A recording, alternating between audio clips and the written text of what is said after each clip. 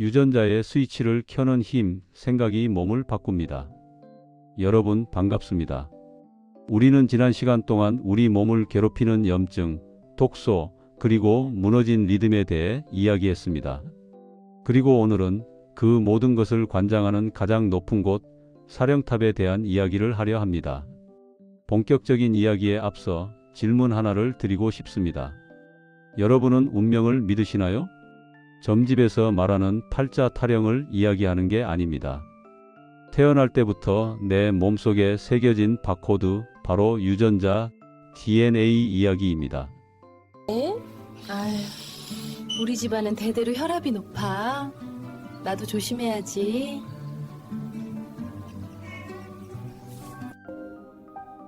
아버지가 예전에 암으로 돌아가셨어. 너도 조심해야 해. 우리는 살면서 이런 말들을 참 많이 듣고 또 내뱉습니다. 아유, 우리 집안은 대대로 혈압이 높아. 나도 조심해야지. 우리 아버지가 암으로 돌아가셨어. 나도 그 나이가 되면.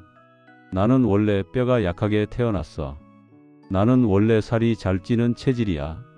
우리는 부모님에게서 물려받은 유전자를 마치 바꿀 수 없는 예언서처럼 받아들입니다. 내 몸의 설계도가 이미 그려져 있고 나는 그 설계도대로 지어질 수밖에 없는 건물이라고 생각하죠. 그래서 병에 걸려도 늙어버려도 다 유전자 탓이지, 내 팔자지 하며 체념합니다. 이것을 과학에서는 유전자 결정론이라고 부릅니다. 생물학 교과서에서도 오랫동안 이렇게 가르쳤습니다. DNA는 생명의 청사진이다. 모든 정보는 이미 거기에 다 쓰여 있다. 그런데 여러분, 만약 이 말이 틀렸다면 어떨까요? 만약 당신이 손에 쥔 그 설계도가 확정된 도면이 아니라 당신이 마음먹기에 따라 벽을 허물 수도, 창문을 새로 낼 수도 있는 변경 가능한 스케치라면요? 만약 당신의 유전자가 당신을 지배하는 게 아니라 당신이 유전자를 지배하고 있었다면 어떨까요? 오늘 여러분께 과학이 밝혀낸 가장 경이로운 비밀을 전하려 합니다. 당신의 몸은 고정된 돌덩어리가 아닙니다. 당신의 몸은 당신의 매일의 식사, 매일의 움직임, 그리고 놀랍게도 당신의 생각에 실시간으로 반응하며 스스로를 다시 쓰고 있는 살아있는 역사책입니다. 유전자는 운명이 아닙니다. 유전자는 단지 선택일 뿐입니다. 그 선택의 힘이 무엇인지 지금부터 그 여행을 떠나보겠습니다. 일란성 쌍둥이의 미스터리. 유전자가 운명이 아니라는 가장 강력한 증거는 바로 일란성 쌍둥이에게서 발견됩니다. 일란성 쌍둥이는 하나의 수정란에서 갈라져 나왔기 때문에 토씨 하나 다르지 않고 100% 똑같은 DNA를 가지고 태어납니다. 복제 인간이나 다름없죠. 유전자 결정론이 맞다면 이 둘의 운명은 같아야 합니다. 한 명이 60세에 당뇨에 걸리면 다른 한 명도 60세에 당뇨에 걸려야 합니다. 한 명이 암에 걸리면 다른 한 명도 걸려야 하죠. 그런데 현실은 전혀 다릅니다. 어떤 쌍둥이는 80세까지 마라톤을 뛰며 건강하게 사는데 똑같은 유전자를 가진 다른 쌍둥이는 50대에 암에 걸려 세상을 떠납니다. 어떤 쌍둥이는 평생 날씬한데 다른 쌍둥이는 비만에 시달립니다. 심지어 성격도 다르고 노화의 속도도 다릅니다. 도대체 왜일까요? 설계도가 똑같은데 왜 지어진 건물의 모습은 딴판일까요? 과학자들은 이 미스터리를 풀기 위해 연구를 거듭했고 마침내 충격적인 사실을 알아냈습니다. DNA 위에 무언가가 더 붙어 있었던 겁니다. 상상을 해보세요. 여러분의 DNA는 아주 긴 피아노 건반입니다. 30억 개의 염기쌍이라는 건반이 쭉 나열되어 있습니다. 쌍둥이는 똑같은 피아노를 선물 받은 겁니다. 그런데 피아노가 있다고 음악이 저절로 나오나요? 아닙니다. 누군가가 건반을 눌러야 소리가 납니다. 어떤 건반을 누를지, 얼마나 세게 누를지, 언제 뗄지, 이것을 결정하는 연주자가 바로 후성 유전입니다. 후성 에피제네틱이라는 말은 유전자 제네틱스의 위 에피에 있다는 뜻입니다. 즉 유전자를 지배하는 상위 사령관이 있다는 겁니다. 이 사령관은 유전자 위에 메틸기라는 작은 딱지를 붙입니다. 이 딱지가 붙으면 그 유전자는 오프 꺼짐 상태가 되어 잠들어 버립니다. 반대로 딱지가 떨어지면 온 켜짐 상태가 되어 활동을 시작합니다. 쌍둥이 형은 매일 햄버거를 먹고 줄담배를 피웠습니다. 그러자 사령관이 암을 억제하는 유전자에 딱지를 붙여버렸습니다. 스위치 오프. 암세포를 막을 경찰이 잠들어 버리니 암에 걸린 겁니다. 반면 쌍둥이 동생은 매일 채소를 먹고 운동을 했습니다. 그러자 사령관이 장수 유전자의 딱지를 떼어냈습니다. 스위치 온. 몸속의 청소부들이 깨어나 활발하게 일하니 건강한 겁니다. 이것이 바로 후속 유전학의 핵심입니다. 우리가 가진 유전자는 바꿀 수 없지만 유전자의 스위치는 껐다 켤 수 있습니다. 당신이 물려받은 암 유전자는 당신을 죽이는 저주가 아닙니다. 당신이 그 스위치를 켜지 않는 한 그 유전자는 평생 깨어나지 않는 잠자는 숲속의 미녀일 뿐입니다. 그리고 그 스위치를 쥐고 있는 사람은 의사도 부모님도 아닌 바로 당신입니다. 시간을 거꾸로 돌린 사람들. 자, 식습관이나 운동이 유전자를 바꾼다는 건 이해가 갑니다. 물질이니까요. 그런데 정말 놀라운 건 보이지 않는 마음과 생각이 이 스위치를 조작한다는 사실입니다. 1979년 하버드 심리학과의 엘렌 랭어 교수는 아주 기이한 실험을 기획합니다. 일명 시계 거꾸로 돌리기 연구 카운터 클록와이즈 스터디입니다. 그녀는 70대, 80대 노인들을 모집해서 외딴 수도원으로 데려갑니다. 그리고 그곳을 20년 전인 1959년처럼 꾸며 놓았습니다. TV에서는 1959년 뉴스가 나오고 라디오에서는 50년대 유행가가 흘러나옵니다. 잡지에는 아이젠하워 대통령의 사진이 실려 있죠. 노인들에게 주어진 규칙은 단 두 가지였습니다. 첫째, 1959년의 나로 살 것. 과거형으로 추억하지 말고 현재형으로 말할 것. 둘째, 스스로 할 것. 청소, 설거지, 짐 들기를 직접 할 것. 처음엔 지팡이를 짚고 가족의 부축을 받으며 힘겹게 들어왔던 노인들.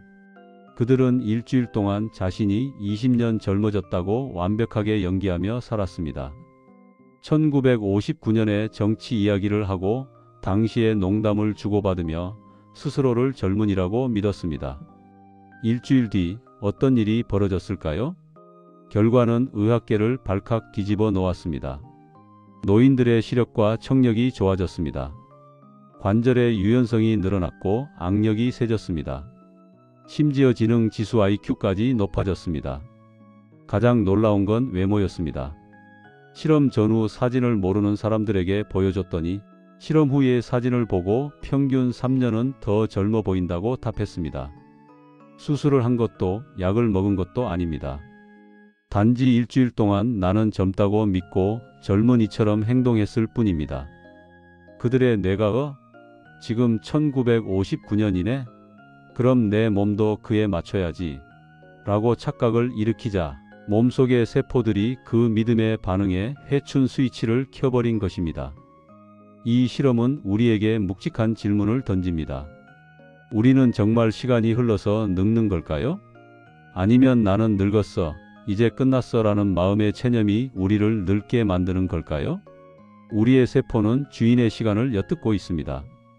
여러분이 스스로를 노인이라고 규정하는 순간 세포들은 그 명령에 복종하여 노화의 속도를 높입니다. 텔로미어, 생각을 읽는 안테나. 에이, 그냥 기분 탓이겠지. 마음이 늙는다고 진짜 몸이 늙겠어? 이렇게 의심하는 분들을 위해 노벨상을 받은 연구 하나를 더 소개하겠습니다. 우리 세포 속 염색체 끝에는 텔로미어라는 보호 캡이 있습니다. 운동화 끈 끝에 플라스틱 캡이 없으면 끈이 풀어지듯 텔로미어가 닳아 없어지면 DNA가 손상되고 세포는 죽습니다. 즉, 텔로미어의 길이는 생명선이자 노화의 모래시계입니다. 엘리자베스 블랙번 박사는 이 텔로미어의 길이를 연구하다가 충격적인 사실을 발견합니다. 아픈 아이를 돌보는 어머니들, 즉 극심한 스트레스에 시달리는 사람들의 텔로미어를 검사했더니 동년배보다 훨씬 짧아져 있었던 겁니다. 심한 경우 세포 나이가 실제 나이보다 10년 이상 늙어 있었습니다. 그런데 여기서 반전이 일어납니다. 똑같이 아픈 아이를 돌보는데도 텔로미어가 전혀 짧아지지 않은 어머니들이 있었습니다. 오히려 더 긴 사람도 있었죠. 도대체 차이가 뭘까요? 상황은 똑같이 힘든데 말이죠. 차이는 바로 상황을 받아들이는 태도였습니다. 텔로미어가 짧아진 그룹은 상황을 위협으로 받아들였습니다. 큰일 났다. 나는 이 상황을 감당할 수 없어. 내 인생은 망했어. 이렇게 생각하는 순간 몸에서는 코르티솔이라는 스트레스 호르몬이 폭포수처럼 쏟아져 나와 텔로미어를 녹여버렸습니다. 반면 텔로미어가 건강한 그룹은 상황을 도전으로 받아들였습니다. 힘들지만 내가 감당할 수 있어. 이건 나에게 주어진 과제야. 나는 우리 아이를 잘 돌볼 거야. 이렇게 생각하자 몸은 스트레스 반응을 끄고 오히려 회복 호르몬을 내보냈습니다. 여러분의 세포 안에 있는 텔로미어는 단순한 단백질 덩어리가 아닙니다. 그것은 여러분의 생각을 실시간으로 수신하는 안테나입니다. 여러분이 한숨을 쉬고 세상을 원망하고 불안해할 때마다 텔로미어는 주인이 비상사태래 라고 외치며 스스로를 잘라냅니다. 반대로 여러분이 감사하고 긍정하고 사랑을 느낄 때 텔로미어는 길어집니다. 노화를 막는 가장 강력한 약은 약국에 있지 않습니다. 그것은 바로 여러분의 마음가짐 속에 있습니다. 여러분의 몸속 30조 세포들은 지금 이 순간에도 주인의 생각을 엿듣고 있습니다. 여러분이 늙어서 여기저기 다 아프네라고 한숨 쉬면 세포들은 주인이 늙었다고 한다. 폐업 준비하자 라며 노화 스위치를 켭니다.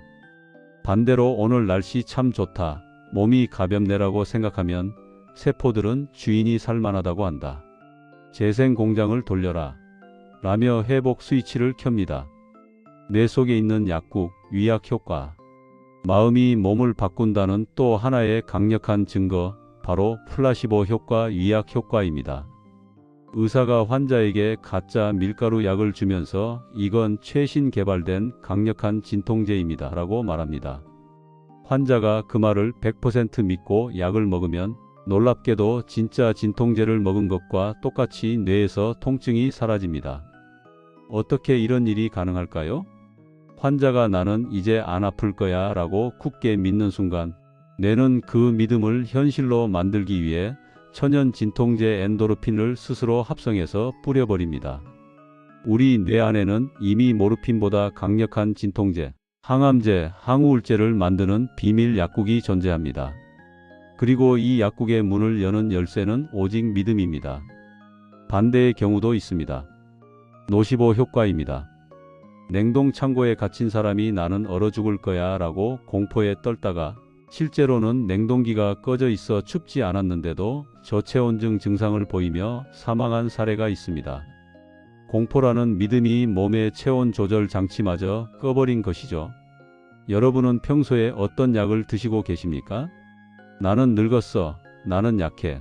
나는 안 될 거야 라는 독약 노시보를 매일 삼키고 계신가요? 아니면 나는 건강해. 내 몸은 치유되고 있어. 나는 행복해라는 명약 플라시보를 드시고 계신가요? 어떤 말을 입 밖으로 낼 때 그 말을 가장 먼저 듣는 사람은 바로 자기 자신입니다. 그리고 그 말을 들은 내 몸의 30조 세포들은 주인의 말대로 되기 위해 지금 이 순간에도 유전자의 스위치를 바꾸고 있습니다. 말조심, 생각 조심해야 한다는 옛말은 과학적으로 볼 때 생명을 지키는 가장 중요한 수칙입니다. 그래서 노화학자들은 가장 강력한 항노화제로 주관적 나이를 꼽습니다. 스스로를 실제 나이보다 젊다고 느끼는 사람들은 뇌도, 심장도, 피부도 실제로 더 천천히 늙습니다. 오늘부터 거울을 볼 때 습관을 바꿔보세요. 주름을 세면서 늙었네라고 말하는 대신 오늘 표정이 좋네, 아직 눈빛이 살아있네라고 말해주세요. 그 단순한 마음가짐의 변화가 DNA 위에 붙어있는 노화의 먼지를 털어내고 젊음의 스위치를 켜는 가장 강력한 신호가 됩니다. 마음이 이끄는 오케스트라 지휘자. 우리는 지난 시간 동안 노화를 막는 여러 가지 악기들을 배웠습니다. 몸을 태우는 염증을 끄기 위해 식단을 조절하고, 뇌를 청소하기 위해 꿀잠을 자고, 세포를 재활용하기 위해 위장을 비우고, 에너지를 만들기 위해 근육을 움직여야 한다고 했습니다. 염증 조절은 바이올린입니다. 몸의 열기를 식히고 선율을 부드럽게 합니다. 수면은 첼로입니다. 깊고 묵직하게 바닥을 다져주고 휴식을 줍니다. 공복자 가포식은 쉼표입니다. 비워냄으로써 소리를 더 맑게 합니다. 근육은 팀파니와 타악기입니다. 심장을 뛰게 하고 생명력을 불어넣습니다. 이 각각의 악기들은 정말 중요합니다. 하지만 이 훌륭한 악기들이 있어도 지휘자가 없으면 소음이 될 뿐입니다. 아무리 좋은 음식을 먹고 염증, 아무리 운동을 열심히 해도 근육, 지휘자가 나는 불행해, 나는 늙고 있어라고 잘못된 신호를 보내면 오케스트라는 엉망진창이 되고 연주는 멈춰버립니다. 그 지휘자가 바로 당신의 마음 마인드셋입니다. 당신이 자신을 사랑하고 삶을 긍정하고 늙어감을 받아들이되 포기하지 않는 태도를 가질 때 비로소 당신 몸속의 모든 유전자와 세포들은 완벽한 하모니를 이루며 건강이라는 교향곡을 연주합니다. 노화의 속도를 결정하는 것, 그것은 러닝머신 위의 속도계가 아닙니다. 바로 당신 마음속의 시계입니다. 당신이 스스로를 아직 성장하는 사람이라고 믿는 한, 당신의 세포들은 결코 당신을 포기하지 않습니다. 이 모든 이야기의 결론은 하나입니다. 우리는 우리 몸을 바꿀 수 있다는 것입니다. 노화는 우리가 잘못 살아서 받는 벌이 아닙니다. 노화는 우리가 살아온 리듬, 우리가 먹은 것, 우리가 했던 생각들이 차곡차곡 쌓여서 만들어진 정직한 기록입니다. 우리는 늙지 않을 수는 없습니다. 하지만 어떤 모습으로 늙어갈지는 선택할 수 있습니다.